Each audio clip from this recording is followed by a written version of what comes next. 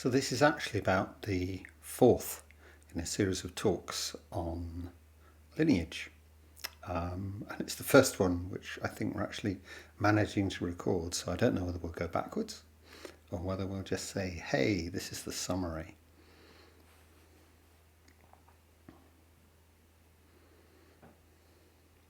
The kind of mythic beginning of our Zen tradition is the story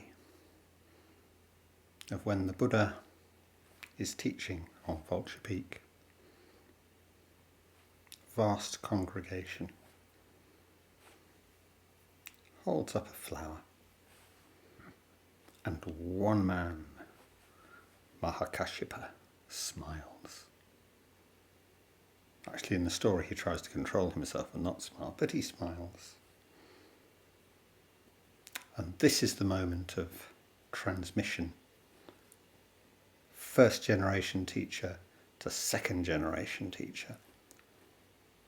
What's transmitted? Nothing is transmitted.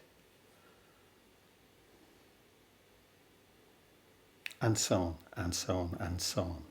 Down so many generations.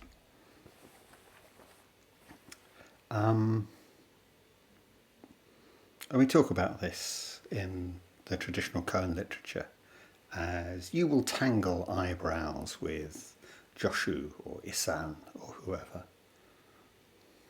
You will be able to wriggle toes with Mahakashyapa.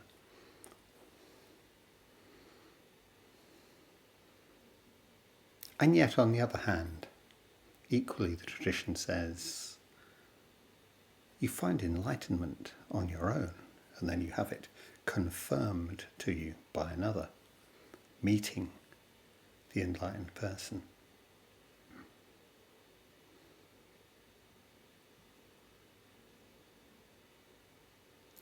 There's a sense in which this is Zen's USP. You know, it's a unique selling feature. It's what makes it different from the other traditions. A special transmission beyond the sutras, outside the sutras. As I think I've said before, this is Zen setting itself up as the outsider Buddhism, but also the true Buddhism, because, you know, if we take the claim made, the pitch being made in the Mahakashyapa story, the flower story, what we get is the same. See, if I hand a teaching to you,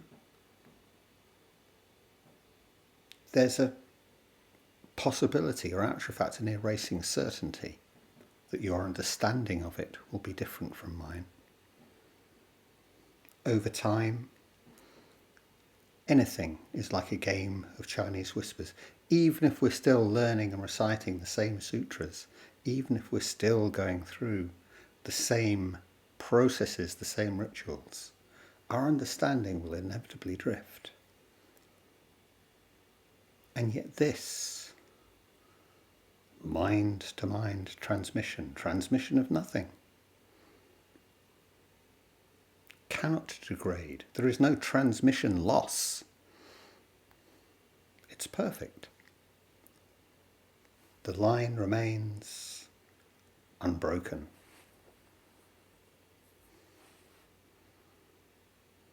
But of course, it points completely in the direction of transcendence, because this is something which can never be embodied, never made real, unless we think that words are the only thing in life that lies, unless we think that words are the only thing in life that gets confused.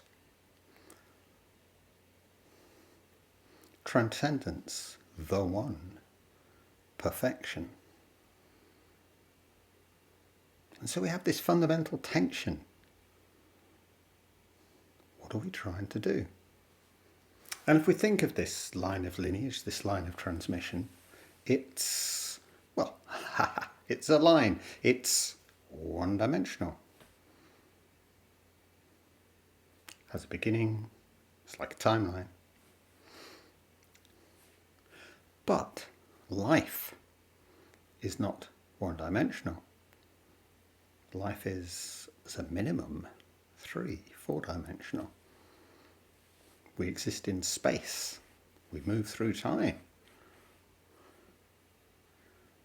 So this can only ever be a poor shadow of an image.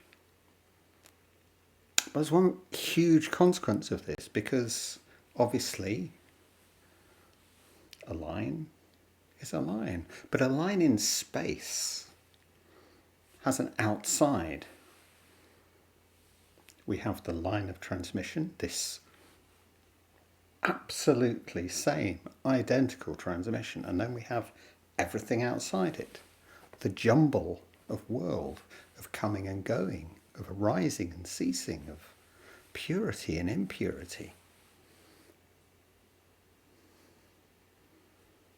How can we even take this seriously when compared with the One? And yet, this is our world. But what happens if we take that idea of the One seriously? Well, it's separate, isn't it? And the possessor of the One, or the embodiment, even if we want to use a nicer word, of the One, the enlightened One, the transmitted One, the teacher, is clearly not the same kind of thing at all as the outside, the stuff, us.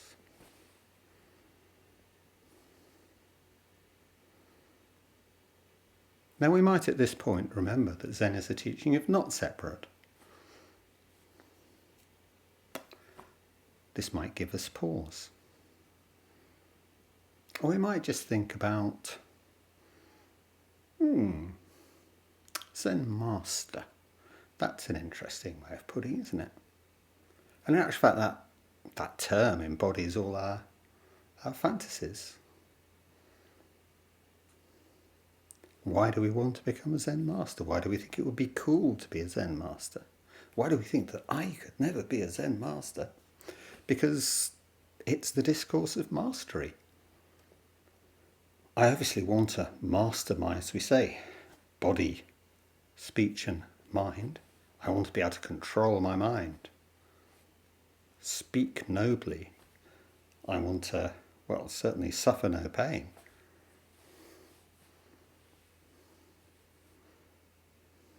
Maybe I could achieve immortality. Maybe that's my idea of nirvana. Maybe. All this good stuff. But of course, the discourse of mastery is also the discourse of domination. Now let's just think about no teacher without a sangha. Relationship. Interconnection. Interbeing. So what is this relationship of master and sangha?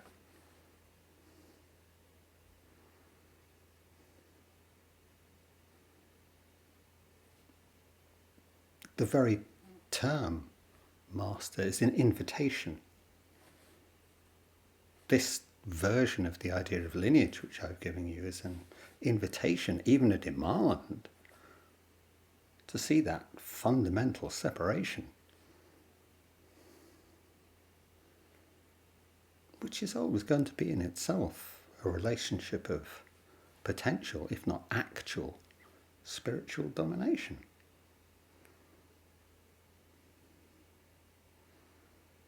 This always brings to mind, some phrases you read, they just hit you, resonate. John Stuart Mill's The Subjection of Women. Not a forced slave, but a willing one. Here, Mill is talking about the optimal condition of women as wives in 19th century England, but in actual fact, we could take this as a model for an awful lot of spiritual practice.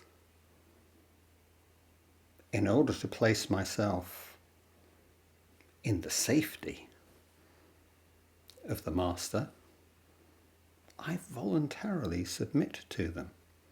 I may even come to crave that submission. We could look in good psychoanalytic terms, can't we? And the whole kind of sadomasochistic discourse.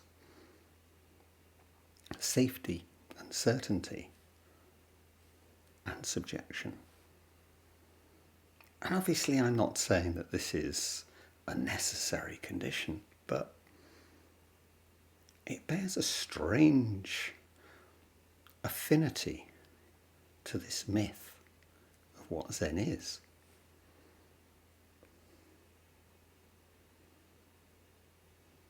Now, I was reading one of the classic commentaries on the lineage, and there it talks about the flower story, and it talks about the flower, of course, as a symbol of permanence. And I'm thinking, well, no. The flower has to be one of the key symbols of impermanence. And impermanence, as we know, is one of the three great marks of Buddhist teaching. If it doesn't talk of impermanence, the impermanence of everything, it's not really a Buddhist, let alone a Zen teaching. So maybe we can stand this on its head. If we think about the flower instead as a symbol of impermanence, but also continuity. What is the flower? The flower is the reproductive organ of the plant.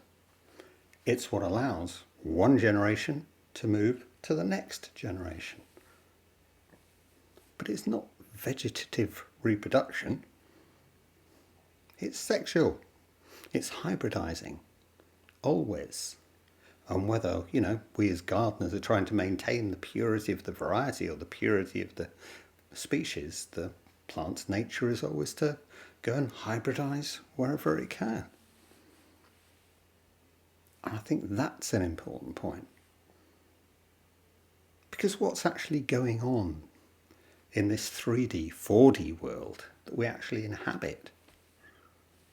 Well, I am a product and a producer of this world, of my society, of my culture. I'm subject to, draw in, intentionally or unintentionally, so many different influences, so many different aspects to me, into being, obviously, impermanence, obviously, all of this.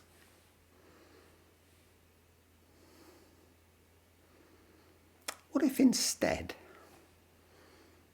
of thinking of just this line, we think of the lineage, the transmission as being, and this is a distinctly cultural reference, and I hope many of us at least get it, it's like the lettering in a stick of Blackpool rock. It's what lets us know what this thing is, and its continuity, and it carries through. But in our case, the rock is different in every slice. And of course, each slice, each generation is changing within itself. New elements entering, old elements leaving. How would it be if we thought about lineage in that sense instead? That would turn transmission itself into just points of contact between different life worlds, different experiences, shared group experiences, because I'm not separate. I'm not separate from you. I'm not separate from everybody else in the world. We produce each other. Suddenly, instead of lineage being about the preservation of the one, it becomes about different versions of the many, touching, connecting.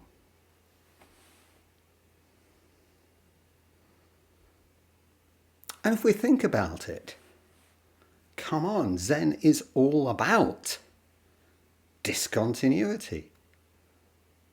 I know we're obsessed with ritual, I know we're obsessed with the same, but actually everything about Zen, its very idea of itself as an outsider tradition, the endless innovation in teaching style. Every Zen cliche started out as an astonishing piece of upaya, skillful means. Let's try it this way, see if people get it. Claps, slaps, shouts, clever capping phrases, the use of classical poetry, paradox, nonsense, repetition, pointing. This clearly isn't sutra work, it clearly isn't understanding, it clearly isn't just the carrying on of a tradition. And if I clap merely because my teacher clapped, because their teacher clapped, because their teacher clapped, then is that Zen? So actually it's all discontinuity, it's all breaks, it's all understanding and misunderstanding and meeting and missing. So we don't need to smooth it out, we don't need to pretend. Yeah, the line is important, the line is our history, the line is what glues it all together, or the stories that glue it all together. But let's not mistake what's going on here. So these changes in teaching style, they're, maybe intentional, maybe great insight, maybe lucky accident, who knows? But then there are also shifts, dislocations, like when you move from one continent to another, like when you're a Japanese teacher who suddenly finds himself in the middle of a completely unfamiliar American culture and doesn't quite know how to handle it. The young people here are very different from the young people at home. The relationships between the sexes are very different from they are at home. How am I supposed to handle this? What am I supposed to do here?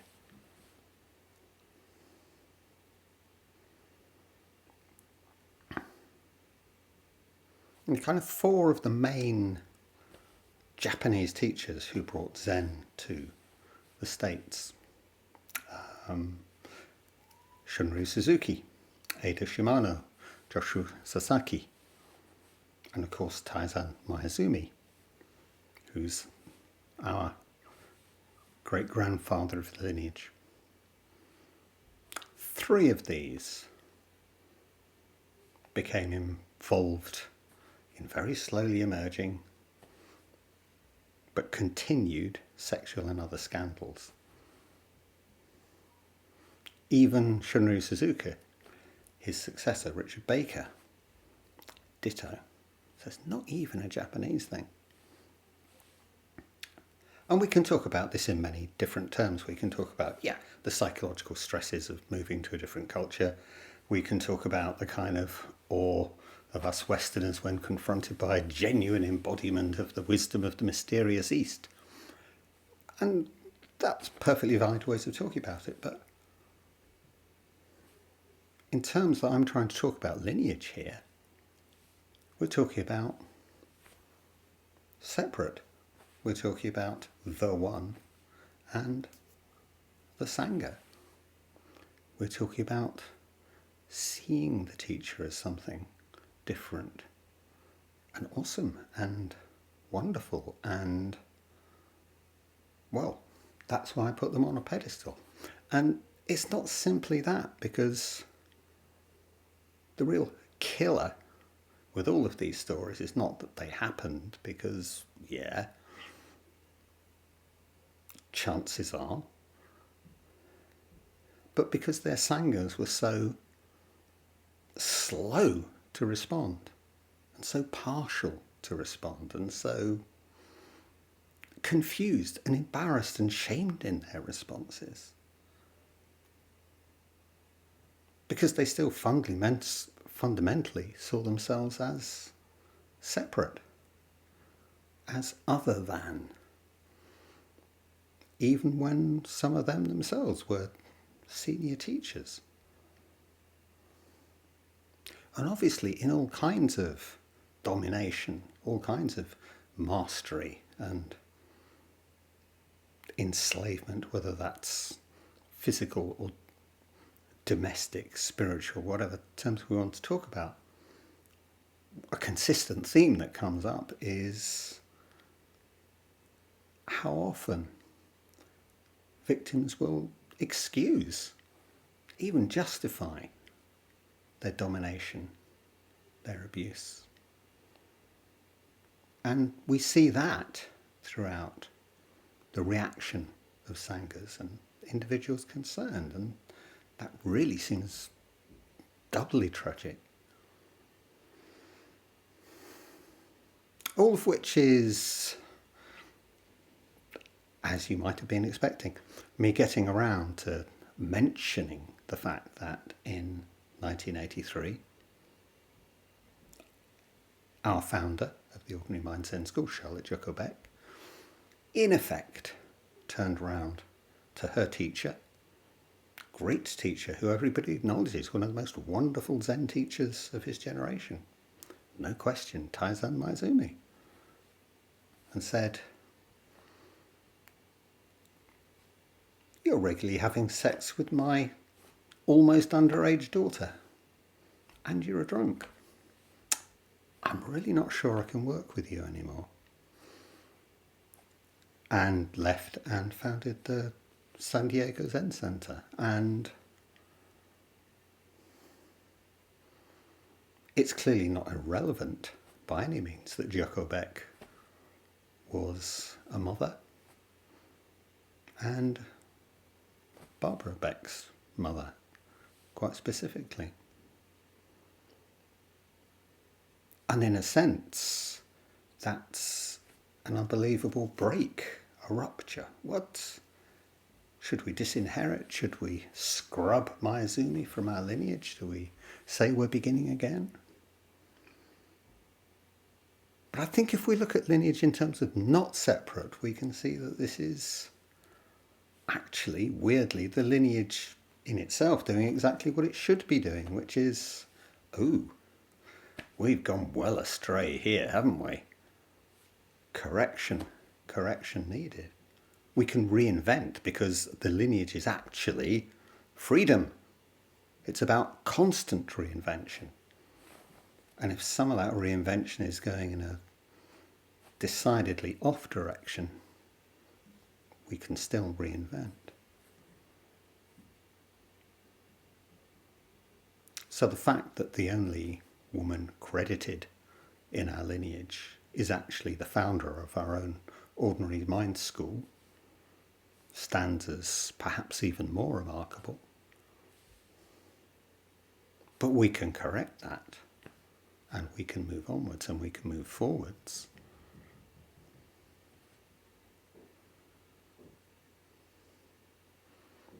And of course it does ask questions, and heaven knows I'm not going to attempt to answer them, about what we think the teaching is. Well, not the teaching, what we think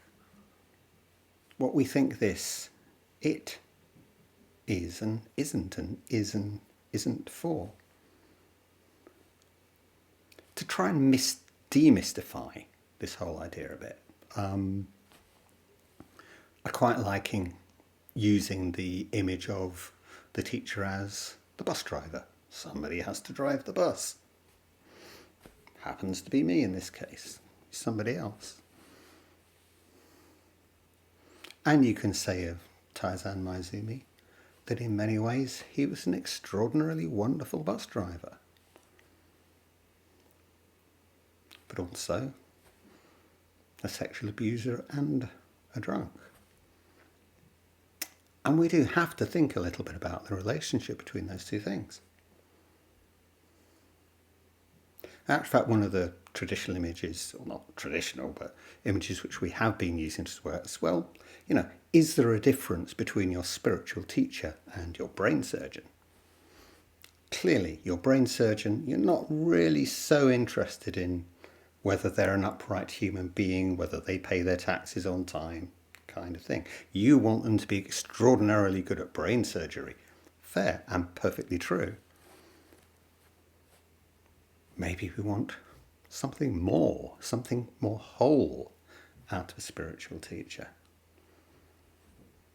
And yet, of course, in this country, in the UK, we had very recently a very serious report, an astonishing report about the sexual harassment carried out by senior members of medical staff on junior medical staff in the operating theatre, where you really would want your surgeon focused on what the hell they were doing. Are these different things? Doesn't it all connect? And let's come back to the bus driver for a moment. I mean, actually, probably 30, 40 years ago, as a bus driver, maybe you could get away with turning up drunk. Hopefully you didn't crash the bus. Maybe in other respects you were an astonishingly good bus driver. Maybe you were a little bit familiar with the female passengers. Maybe you could have got away with that. Hopefully no more. What do we want of our bus drivers?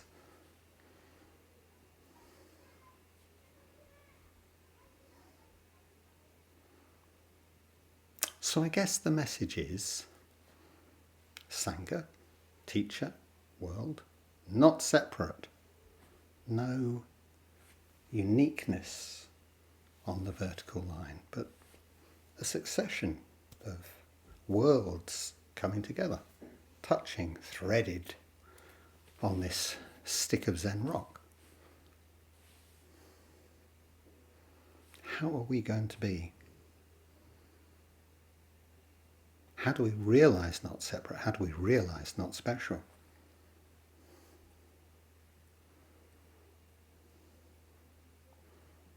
There's a remark of my own teacher, Barry Majid, which I love, which he always says, well, it's just something I made up in response on the fly, just throwaway remark.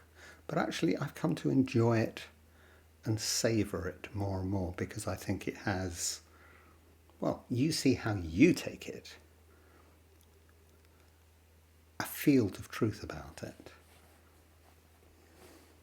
Question: what's the difference between a student and a Zen master? The student thinks there's a difference. Chew on it.